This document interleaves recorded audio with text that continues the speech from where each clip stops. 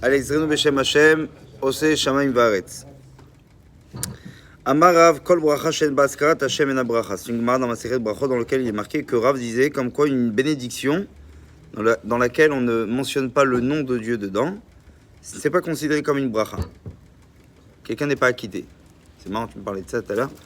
Mais on doit dire Baruch Ata Hashem. Rabbi Yochanan lui disait pas seulement la mention de Dieu fait que la bracha est caduque, mais même aussi Malchut. Il faut non seulement mentionner que Dieu est Dieu, Baruch Ata Hashem, et il faut dire aussi Elokenu Melech Haolam. Il faut aussi dire que Dieu il est roi. Et Rabbi Yochanan dit sinon la personne n'est pas acquittée. Ensuite, la Gemara elle dit que Vechen pasak Rabbi Yochanan de kol bracha shen bal malchut shamim yvorachul. Kach haya omer Rabbi Yochanan, si quelqu'un il dit juste Melech, ouais, si quelqu'un il dit juste Melech, ouais, ça suffit pas, il faut dire Melech Haolam. Il n'est pas juste le roi, mais il est le roi Haolam du monde. Et dit le Talmud, si la personne n'a pas dit ça, n'est pas acquitté de la bracha. Quoi qu'il en soit, hein, ça voudrait dire qu'avant de boire son café, avant de manger un aliment, ok, à chaque fois on se doit de dire Baruch Ata Hashem, Elokenu Melech Haolam, et après l'essence de la bénédiction, Sheakol, Mezonot, et ainsi de suite, ainsi de suite.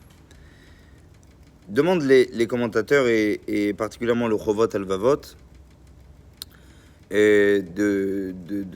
que pourquoi il est nécessaire, pourquoi il est si important que lorsque je fais une bracha et qu'on dit que la bracha ne serait même pas considérée ou considérable si je ne mentionnais pas dedans le fait que Dieu il est le roi du monde. Pourquoi vraiment Dieu il a besoin de ça? On pourrait pas dire bon ça va, t'as dit Baruch Ata Hashem, ça suffit même. Qu'est-ce que ça veut dire? Pourquoi le morceau de pain, pour autant, on ne serait pas acquitté du devoir de reconnaissance si je n'ai pas dit le nom de Dieu? Alors il explique à travers une image. Il dit, vous savez, Tinok shenolad bemakom shachuach ve'azuv. Imaginez-vous un enfant qui est né de façon abandonnée. Eisham ben kuda shafilu enam tsumenet alamapa, dans un endroit inconnu. Et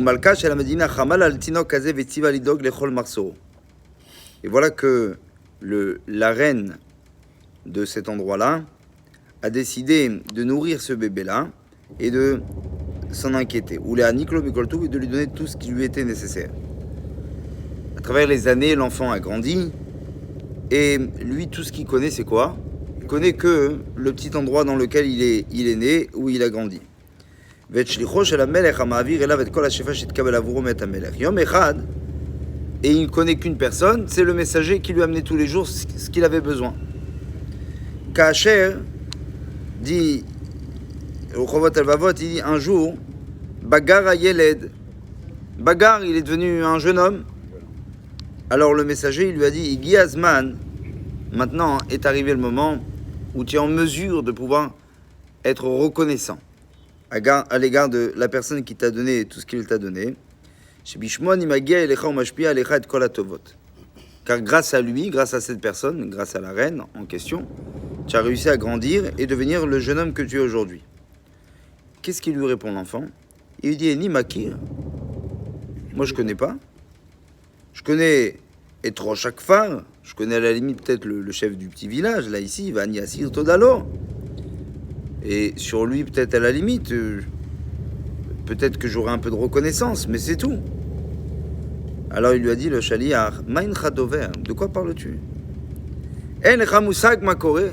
Quoi, tu n'as aucune notion de ce qui est en train de se passer? Akfar Shelachem Unekuda Zeira Bayahar. Là où tu as grandi, c'est un petit point sur le plan de la forêt. Vaya ou Chelek Katan Mamachuz, Mamachuz ou Chelek Katan Mamedina. Je sais pas si t'imagines que le petit village, c'est un petit endroit, un petit point dans la forêt. La forêt elle-même appartient à une sorte de département. Ce département, il appartient à un pays, et ainsi de suite. Et imagine-toi, la personne qui a pensé à toi, c'est la personne qui est justement au-delà de toutes ces C'est limite. Là, il a dit quoi? Une personne aussi hautement placée à penser à moi. C'est-à-dire, plus tu dis que le roi est grand, plus il règne sur des mondes et des mondes entiers, que tu te dis comment si lui il a pensé à moi, waouh, c'est énorme. C'est limite ce qu'on a envie de dire, le mot en français c'est touchant. Comment quelqu'un de si haut, il a pu venir et s'intéresser essentiellement à moi. Quand une personne a un verre d'eau dans la main, ou un morceau de gâteau, quelqu'un qui met une mezouza dans sa maison, alors là on fait la bracha, Baruch ata Hashem Elokeinu melech haolam. Par exemple, on dit Boré mine mezonot, ou Amotzi lechem min haaretz, et ainsi de suite. Qu'est-ce qu'on est en train de dire ici? Ata melech haolam, toi, roi du monde, dont l'univers tout entier t'appartient. Shlal abourim bevidou haaretz katan, shlal garmei hashamim. Donc, c'est-à-dire que toute l'armée céleste, les étoiles, les galaxies, ou mimram shivtecha da'akta li akatan, et tu es venu t'occuper de qui? De moi, le petit. Les baït, la chila velishtia, que j'ai une maison, que j'ai de quoi manger, que j'ai de quoi boire. Alors là, Baruch ata Hashem.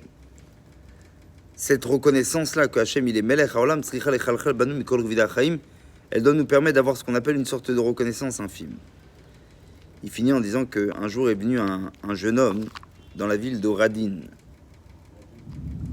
qui était en Pologne. Et ce jeune homme-là, il n'avait pas où dormir. Et vous savez, c'était la ville où a grandi qui là-bas? Un des plus grands raves de ce monde-là, c'était le Chafetz Chaim. En Israël, Meir HaKohen, le Chafetz Chaim. Qu'est-ce qui s'est passé? Quand ce jeune homme est arrivé, il n'avait pas où dormir. Comment?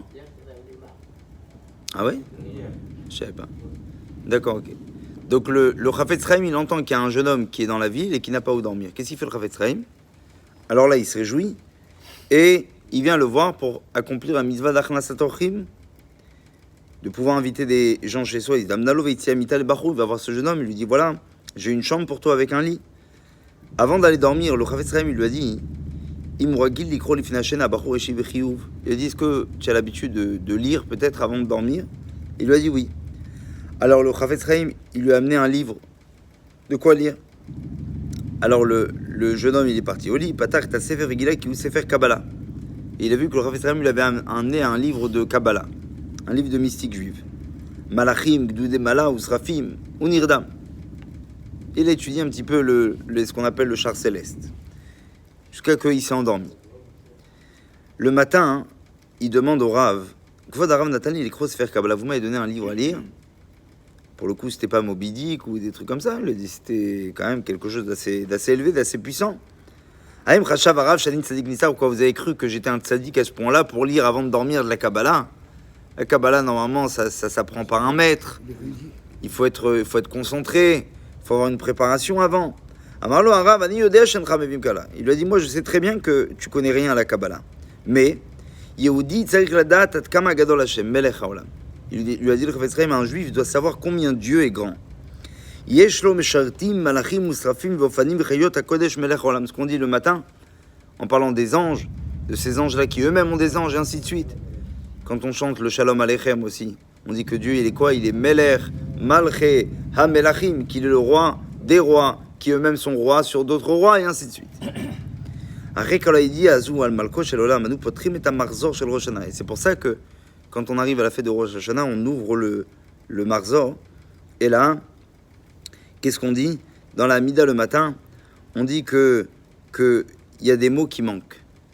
C'est quoi les mots qui manquent? C'est le fait qu'on ne dit plus Melech Haolam. Baruch ata Hashem, Melech al kol haaretz, Mekadesh Israël, Veyom Azikaron. Bizarre, là, on ne parle plus de qu'il est Melech Haolam. Dieu, il n'est plus le roi du monde, mais il est Melech al kol haaretz, sur toute la terre. Qu'est-ce qui s'est passé? À un moment donné, il a été diminué. C'est pourquoi c'est plus Melech Haolam? Alors il dit parce que le but de Rosh Hashanah, elle est que Adam yamlich et Hashem alatzmo. Rabbi Israël Salanter, il disait בקריאת שמע יכול אדם להמליך את הקדוש ברוך הוא כל העמות על העליונים ותחתים על ארבע רוחות השם אבל רק על ליבו אינו ממליכו. Alors Israël Sanita dit quel dommage que ce serait de penser que Dieu il est le roi du monde, mais il n'est pas roi sur moi. Je fais ce que je veux. Il dit le but étant, c'est quoi? C'est de comprendre que Dieu il est roi sur toi. Hakarash Hashem ou Melech Haolam Noada la vie et Adam. C'est pour ça que Rosh Hashanah, qu'est-ce qu'on dit? Melech al kol haaretz. On tente de rapprocher la malchoute de qui? De la personne.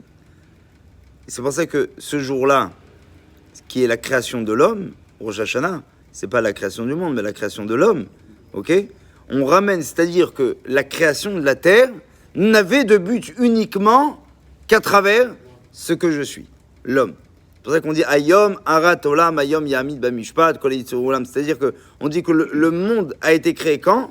Malgré qu'il a été créé le 25 Elul, c'est-à-dire hier, on considère qu'il n'a pris de sens uniquement que depuis que l'homme est arrivé dans ce monde-là. Et quand je dis Melech al Kol Haaretz, c'est-à-dire que je pense à ce que Dieu, quand on dit qu'il est roi, alors il est roi d'abord et avant tout sur qui? Sur moi. Chazak U'Baruch, Kaddish.